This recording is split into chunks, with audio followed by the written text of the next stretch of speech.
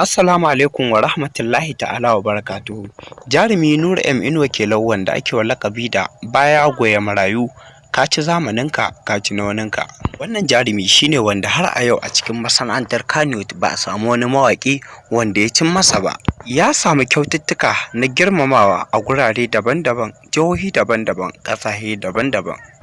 Haka zalika Nura M Inuwa ya tara masoya a jihohi, ƙasashe wanda har a yau babu wani mawaƙi wanda ya tara masoya kamar irin wanda ya tara. Ya fitar da waƙoƙi da dama kala daban-daban na soyayya da ma ababen al'ajabi. Wasu daga cikin waƙoƙin sukan sa mutane kuka, kana su wa'azantar da mutane domin barin wata hanya da suke mara kyau a cikin waƙoƙin Nura M Inuwa.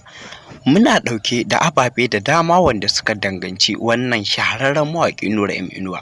Sai dai kawai domin kasancewa tare da mu, ku danna subscribing da akwai ƙararrawa da za ta fito a kusa da ku, sai ku danna ta.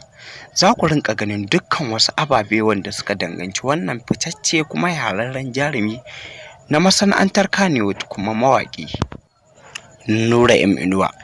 Tarihinsa tun daga farkon rayuwarsa, cikakken tarihi za mu kasance muku da shi kuma za mu kawo muku da shi zuwa kunnuwanku.